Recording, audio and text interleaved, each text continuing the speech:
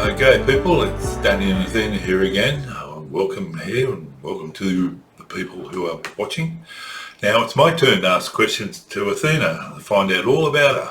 Yeah, and I'm in the hot seat. Yes, definitely. That's wet. My turn in the hot seat. So, Athena, what was your employment? What was my employment? Well, it was pretty boring. I was just in retail, but I did like it. I worked with homewares, Yeah. so linens and kitchenware and all that. You also did a bit of microwave oven demonstration too. Yes, I did. The beginnings of microwave ovens. Yeah. I used to, teach people how to use it. That's going back too many years. Yes, it's going too back. many years. Also too, I opened my own dance school for a little while. It didn't do great, no matter how hard I tried and whatever I did to try and grow it, it didn't grow. You had fun. Yeah, I had fun, but out of that I got a job choreographing school productions. So I really enjoyed doing that. That was probably, I did that for, I don't know, 8 years or something like that. Yeah. Like in the beginning I was very involved and then not so much later on, but I did it for a while, so I really enjoyed that. Yeah, so. Yeah, right. And what were your hobbies? Well, dancing, obviously. Yeah. She was good too. So were you. You were a really good dancer too. We used to do country partner dancing. Yeah. And we enjoyed it thoroughly. So when we grew up, it was a very sporty time. So I was in a swimming club. I was in one of the first girls' soccer clubs. I did netball. I was really good at javelin. That's the Greek in me. Greek. Because my mum's American and my father's Greek. And I always say it was the Greek in me. I did really well at the javelin. I used to slaughter people. But when we went Not literally, but in distance. Yeah. When we with the javelin, that's when we went because I qualified to go to the zones, and but there was this one girl who always beat me, and she beat me significantly, and she would go on to state. So I never made it to state, but it was that was really good. What else? Look, I'm sure there's other things. I joined you for sailing, but just the social sailing. Yeah. And squash. That was one thing you didn't mention when you were talking about yours. We used to do squash as well. So, look, there were probably other things, but yeah, we were very sporty because that was before gaming. Yes. Became a thing. And computers. I don't think you mentioned that either, that we're gamers. No. Yeah, that we've been gaming for I don't know, more than 2 decades now. Yeah. Because we did WoW for 15 years Yeah. and we do Final Fantasy now 14. and Animal Crossing and other stuff. Yeah, you do Mech Commander and Warrior and anyway, and we have a really good group of online friends. Gaming friends. And we went up this weekend and went to a 40th birthday party, and it was a gaming party, so that was fun. We flew up to Melbourne. Yeah. Anyway, right. I think that's my hobbies. Yeah. So what was growing up in your family like? Crap. Yeah. What's that? Nothing. Oh. Yeah. It was horrible. It was horrible. My father and my mother had, they both had mental illness problems. I don't know what my father's issue was because he left the family home when I was just about to turn 8 when he permanently left. And I saw him a little bit when I was younger, but once I reached my teens, I didn't really see him. And so I didn't get to really assess what his situation was. I know he was very paranoid. I know that was part of the issue. And I understand that my mother and my father came together because they both had mental issues. My mother had narcissistic personality disorder, and she was very high on the spectrum. So I was left to deal with a lot of adult issues when starting very young. And because my father left and there was no Head of the social, house. well, no social welfare system for that. That's true. Mum had to go to work, and she worked in a factory, and she would work shift work and things like that. And I had to start cooking from a very young age. All the household duties were left up to you. Yeah. Plus I had to step up into the emotional adult. I was the emotional adult. My brother, Elder brother. my elder brother by 3 years. So I had just the one sibling. My elder brother was, he was broken too because of the situation. He was very broken. There was a lot of violence. My mother was very good using the strap, and depending on how bad you were, because she had a strap that had steel studs on one side. So depending on how bad she thought you were. But anyway, because of the violence, my brother perpetuated the violence, and because I used to call myself the family whipping pole. Because everyone used to take their frustrations out on me. I would get through days where there wasn't any violence, but I lived in a constant state of adrenaline flowing, and that's not good for you. You end up with CPTSD. And I hated my front door. I had nowhere else to go, but I absolutely hated my front door. And I hated school because I was the first WOG in an all Anglo school, and that came with a lot of challenges. So I didn't have anywhere to go. Plus I was born very spiritually sensitive, so I felt like there was a lot of demonic activity even from my youth, and from my birth basically. And I've always had a lot of trouble with sleeping because I've always felt a lot of demonic pressure. Exactly. So so there was a lot of violence, but I learnt a lot. About narcissistic personality disorder, and I had to learn myself, and I had to learn how to overcome it and everything, because there was no internet back there, and there was no one to go to for help. No one was talking about it. You can't virtually take your mother to psychiatrists because you're only 13, 12. And plus also the big thing about narcissistic personality disorder is that they deny that they have any problems.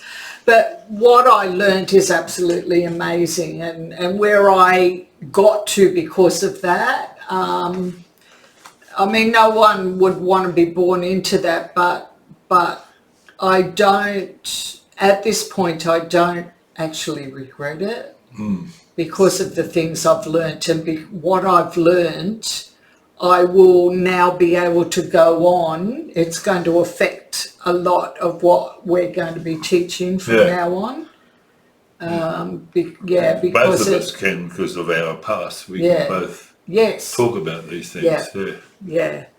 So is there anything else I want to talk about the family? I don't think so. I think that's pretty much it. Okay, next one. How did we meet? This is coming from her side.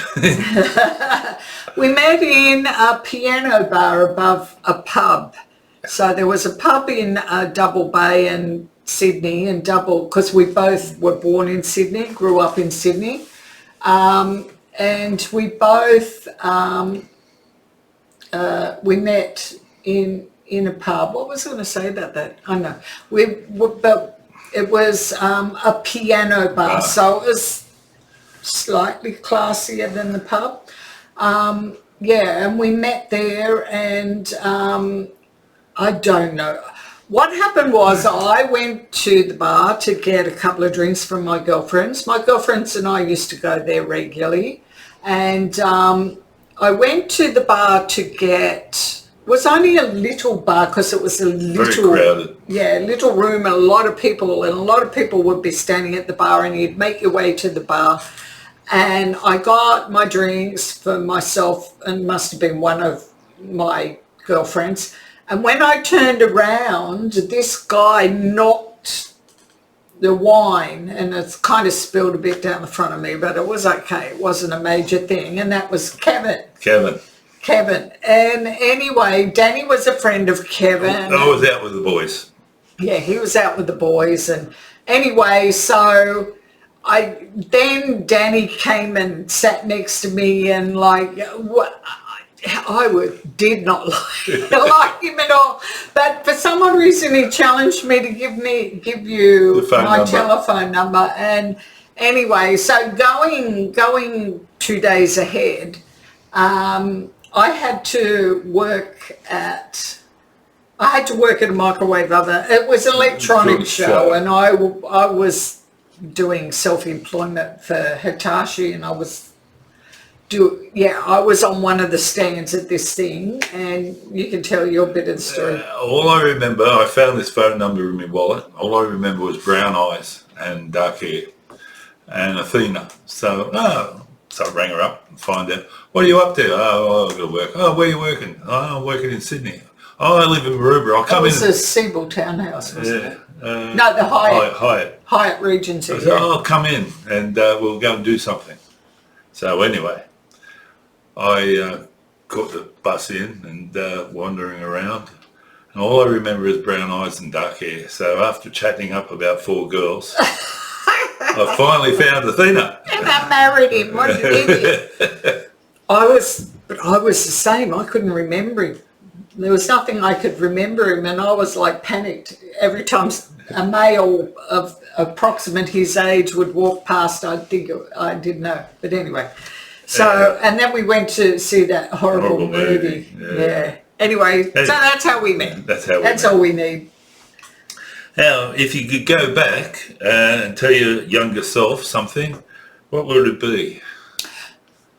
Have we got to be honest? Yes. Okay. If I'm to be honest, if I was to go back and tell my younger self something, I would tell myself, don't come. Don't come to this life. Don't come. You know I love you. Yes, and you know I love our son. Yes. But I also call you my tether. Yeah. Because you're the only thing that tethers me to this world. But I would I would say, don't come. It's been too hard. I mean that honestly. And that's my honest. Don't come. That's my answer to that. Well, that leads us into this. What's your journey with God? My journey with God has been, once again, honesty, a love-hate relationship. He has given me a really hard time. He's kept you He's just, I love him, but I also get very angry with him, and that's enough of that. What's the next question? Well, the next question goes into, what was your journey with the church? Okay, my journey with the church. Well, I grew up I was born and grew up in the Methodist church, and we get child baptised, christened, but same as everything, yeah. Well, water baptism, you can if you want, but it's something they don't talk about. Oh, that's when you get older. Yeah, they don't do it. No, they don't really do it, but they're not opposed to it, right? But it's something that you were convicted of or whatever. But when you're 16, you can do like a recommitment So it's very simple. You just go forward to the minister will call you forward to the altar, and you make this commitment speech, and then you go sit back down. You make your commitment to God. And they don't do altar calls either. They're very unspiritual, never talk about anything. They never spoke about prophecy or gifts of the Spirit or speaking in tongues. No, nothing. The only supernatural stuff that ever occurred in the Methodist Church was when they spoke about things Jesus did. No, right, no. But there was absolutely no spiritual stuff in it. So they didn't even pray for the sick unless you were in hospital and dying, then you'd call the pastor or something like that, you know. But yeah, they didn't do anything. So, but I went forward when I was 16, I went forward, committed my life to God and meant it. I remember meaning it with every ounce of my being, because I had a very simple belief in God. I knew he was there. That was it. And the interesting thing with our family was we grew up, so going back, but it's got something to do with the church. Dad was Greek and he basically grew up in the Orthodox. So moving to the Methodist was not a big deal for him because they also sort of weren't into it. It was all about the rituals. And my mum she grew up in the Methodist church, and she told me later that, you know, she really loved God and wanted to serve him, and she did end up serving him in the church, but from a young age. And so we always went to church, but Mum, as I said, was American. She was right-wing, conservative, Republican Christian. And it was very rah-rah and, you know, definite belief system and all that. But as far as in the house, we always went to church every Sunday. I got a book given to me at the Sunday, I forgot what they call it. Every year they would have the Sunday anniversary. Every year they'd have an anniversary for the Sunday school anniversary. And they'd give out prizes and books and stuff like that. Well, I got a special book for going 4 years without missing one Sunday. Cool. But I wanted to go. I was carried there with a broken leg and a broken arm. So I did want to go. So it wasn't like I was forced. But in the home, there was no talk of God. Even if there was something really horrible going on in the house, you know, whatever, I don't know, we never prayed. Any stressful? Well, yeah, we never prayed, we never read the Bible, God was never mentioned. I remember saying grace. I don't know that we said it every meal. I think it might have just been special occasions, but I do remember saying grace. But beyond that, there was none of that in the house. Okay, so going back to church. So I made this commitment to God, and it was meaningful. But I believed in God. I believe he existed. That was it. Beyond that, there was nothing else. But I made this meaningful relationship, this commitment to God. Didn't have a relationship with God. So it was only like about a week after that, I was going to the youth service on a Friday night, and they kicked a girl out because she wasn't dressed appropriately. It wasn't horrible, but back then it was like even worse. And I knew that she needed to be there. I knew that she came from a family of alcoholics and she needed to be there. Broken family. And they kicked her out. And I remember her standing up the top of the driveway down to the church, swearing her head off at the pastor, like saying the worst things, F this, and of course she'd been kicked out. And the pastor was standing there, and he used sometimes, I don't know what his issue was, sometimes he had 2 canes, sometimes he'd like have 1 cane or whatever, and he was banging his canes down at her and saying, "This is a Christian fellowship, I'll never forget it." That was my last time at church. I left. And I went out and sorry, I feel emotional about it. Stop it. I went out and got involved in all kinds of diverse sin. I did. And then, but when we met, you know, I think we both settled down. Yeah. And Settled down to a journey together. Yeah, I did. God wasn't in the picture after I left the church, and I still believed in him, but I didn't even think about him at all. And then after we had our son, I wanted to get him christened. There was something in me that wanted to get him christened, and the day we organised with the local Methodist church, we didn't have much of a choice because it was a smallish village, and there was only Catholic, Anglican and Methodist, and naturally we went back. We'd moved by then, we'd moved by then, and there was just a different one. Yeah, it was a different church. And so I went to the pastor and went to the pastor and organised for Chris to be christened. And I can't remember whether I was holding Chris or you were holding Chris, but the minute Chris was handed over to the pastor, the Holy Spirit fell on me. And I started crying, you know, like, I don't mean crying with noise, but the tears were falling down. And it was the first time I'd ever experienced God. Wow. It was the love, was it? Yeah, it was a love. And I just made out like, it's because of Chris and, you know, our son.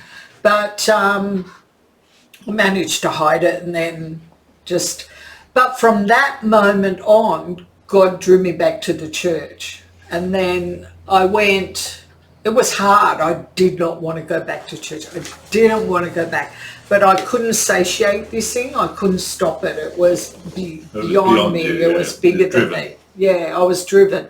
So, but I went back knowing that the only thing that gave me the courage to walk in the door was that I knew that they would be loving because, you know, the people of God. And of course, when I walked in, all I got was disdain and not accepted. The village where we're in, people had to be there for 100 years before they accepted. Yeah, but I found that everywhere I went with church. That's true. And the weird thing is, and once again, it was a church that did not talk about spiritual things. I'd never heard of speaking in tongues. I'd never heard of prophecy.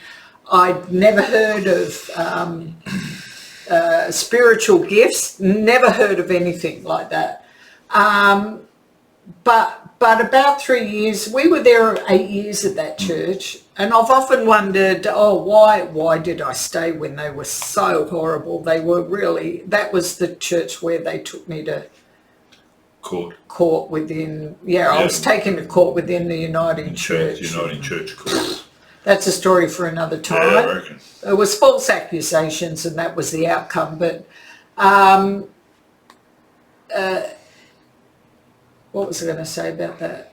Oh yeah, we were there 8 years old. I wondered why I kept going, and I've realised that I kept going because that's where God was.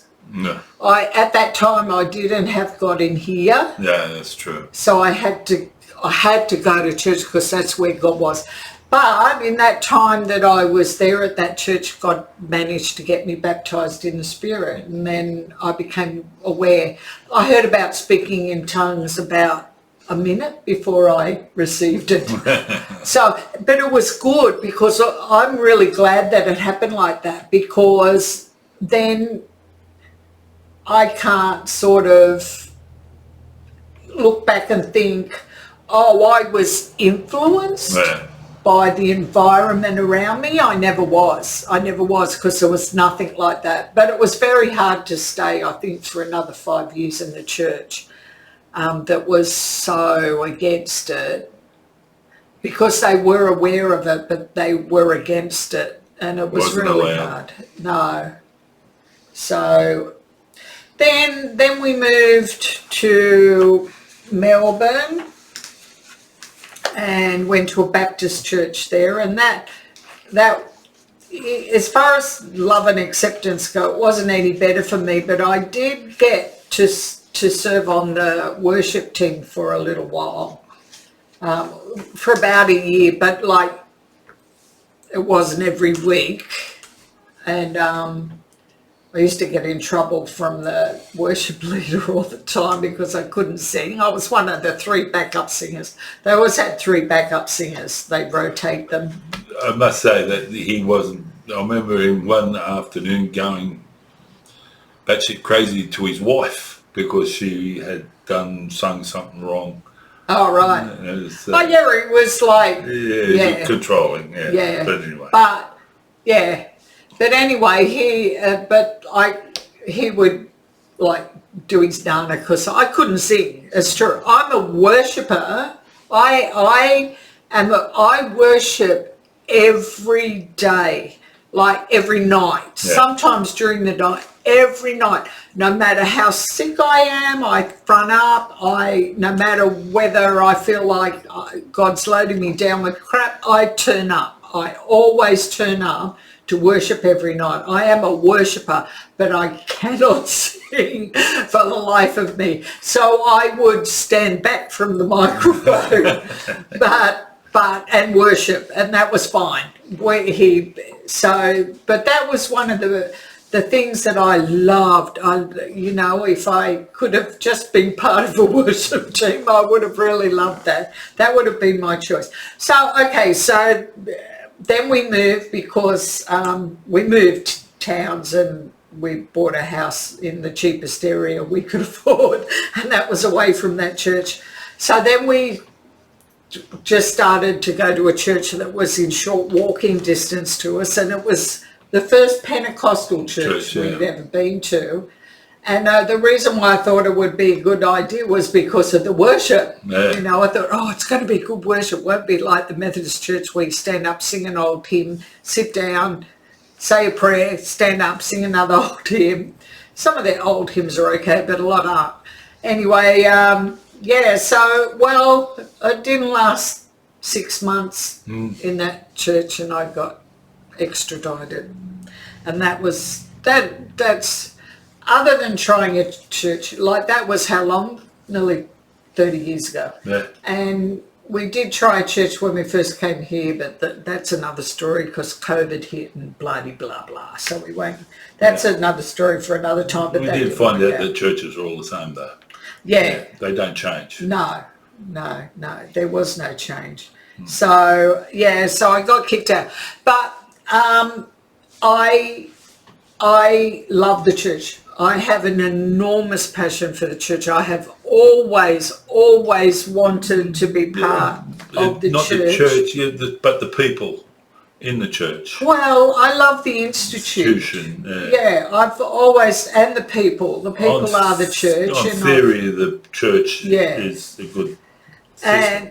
And I've always loved the church. I was always willing to give my life for the church, which I think I did really, because, I had to give up all my hopes and dreams in my pursuit of helping victims of the church. Yeah. And I did that respectfully. I didn't do it disrespectfully, and yet I got booted. Yeah, for trying to do it the right way. For trying to help people. Yeah. For trying to love people right. Into the freedom of what God is wanting us to be. Yeah.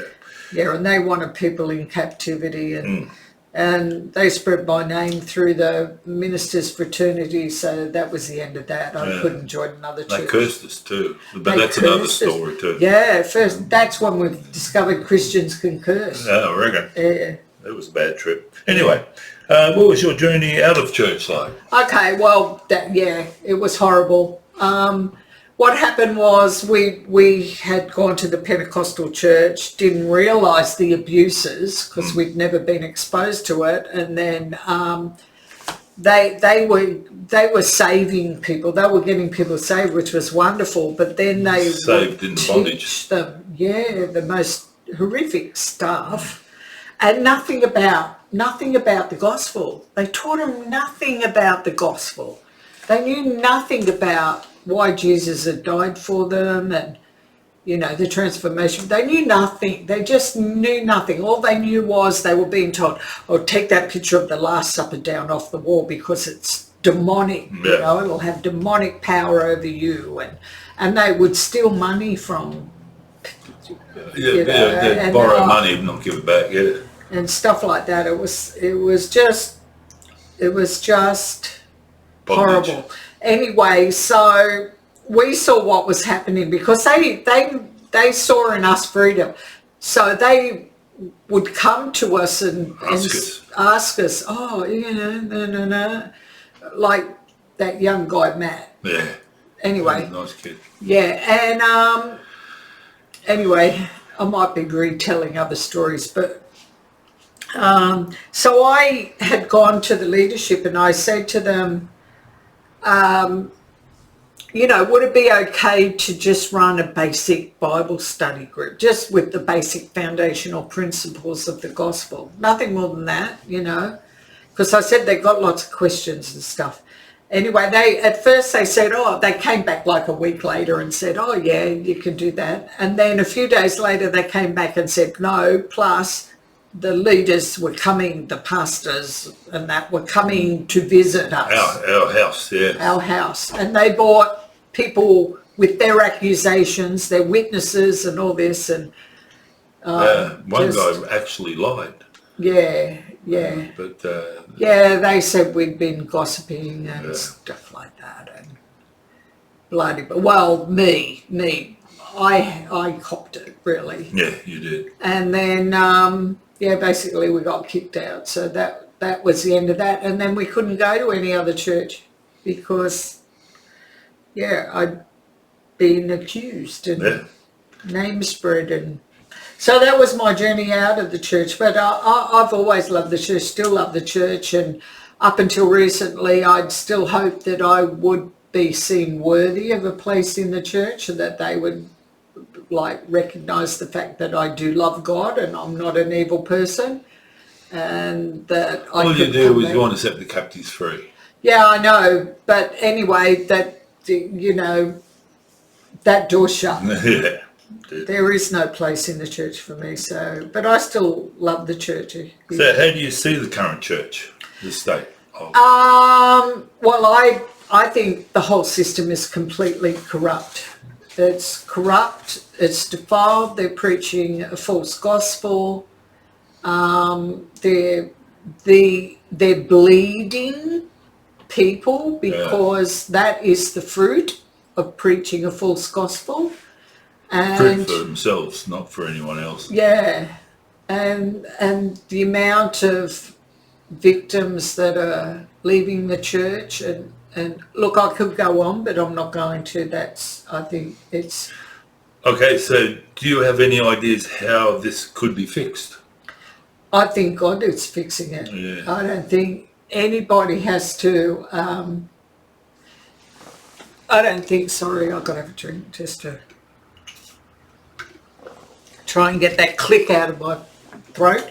I don't think anybody has to. I know that there's a lot of people online who think that they know what the answers are, and if they just put in a new set of rules, with regulations, which the rules they make, yeah. That's not. God's fixing it. Yeah. He's in the process of fixing it.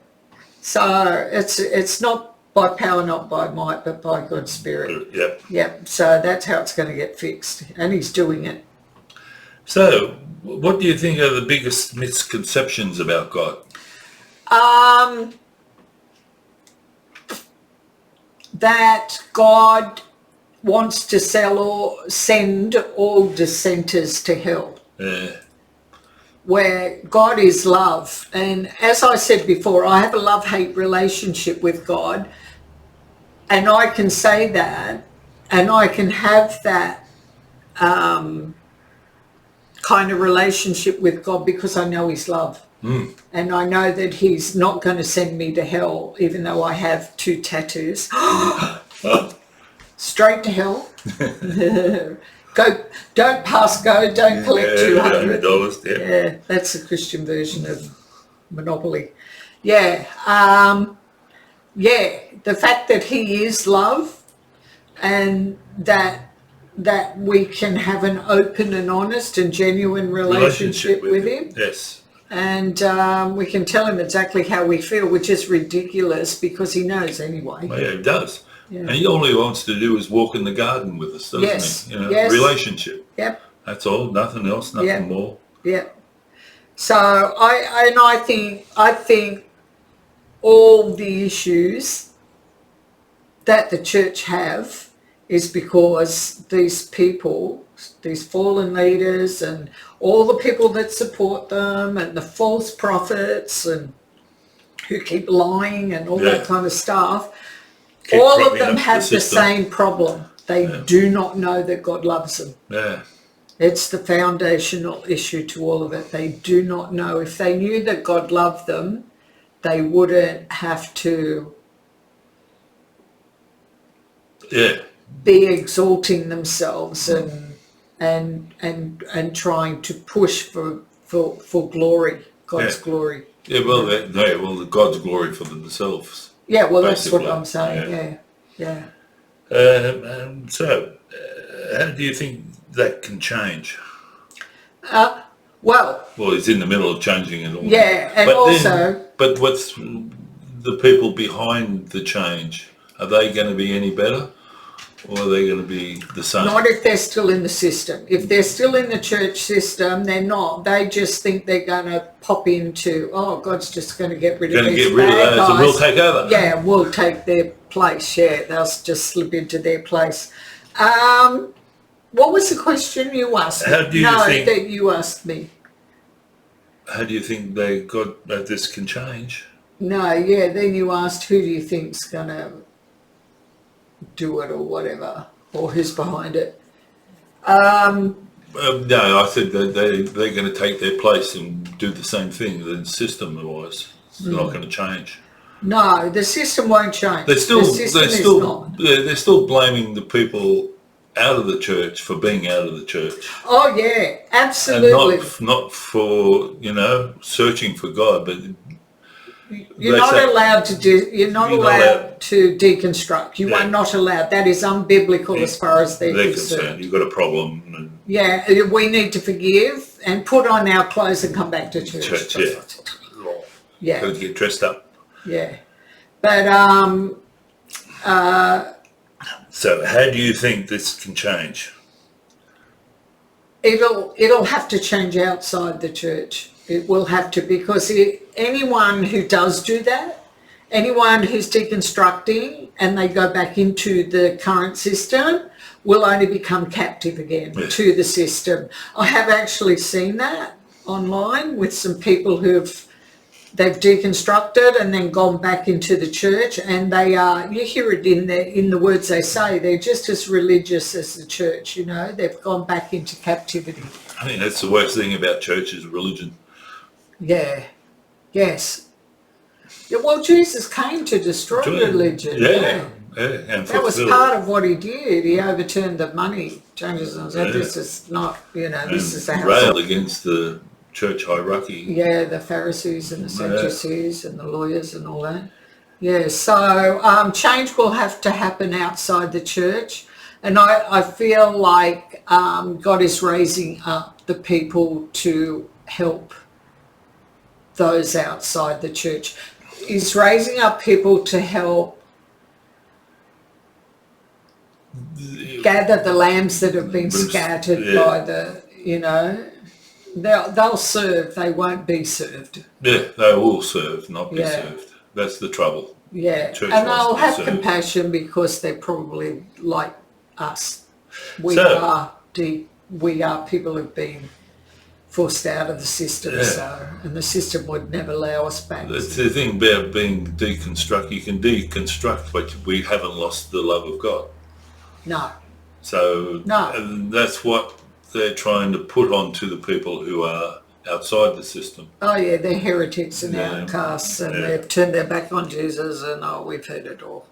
So what would you personally like to see in your future, spiritually or otherwise?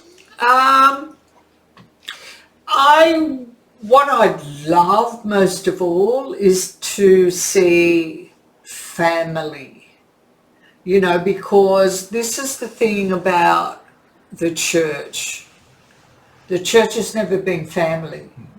Yeah, it's always do this, do that. Yeah, exactly. It's been rules and regulations that are imposed without love is not family.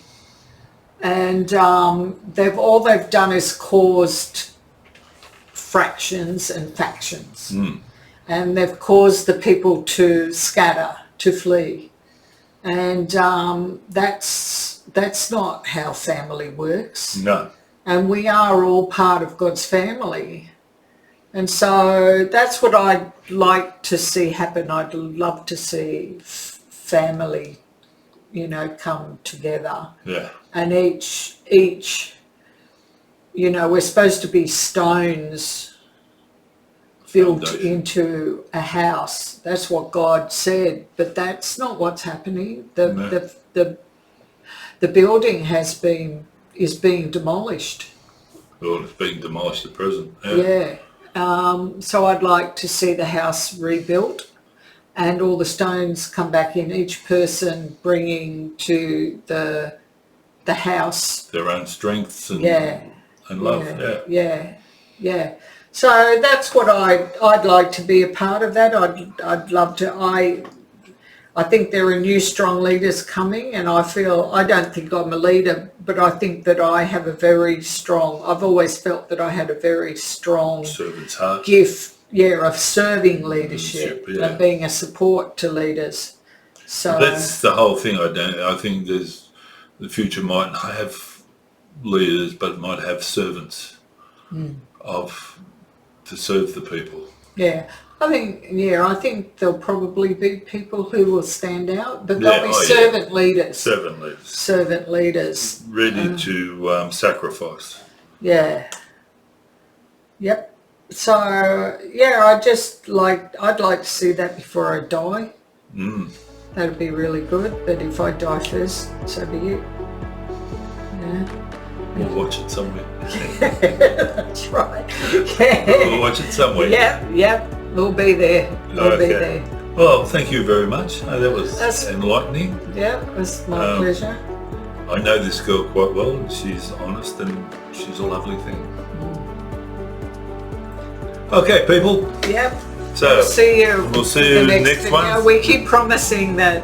I keep promising that I'll do the one on why fallen leaders don't repent, but there might be one or two videos before that. Yeah, true. But anyway. Anyway. Yeah. Love you guys. See ya, mate. Bye.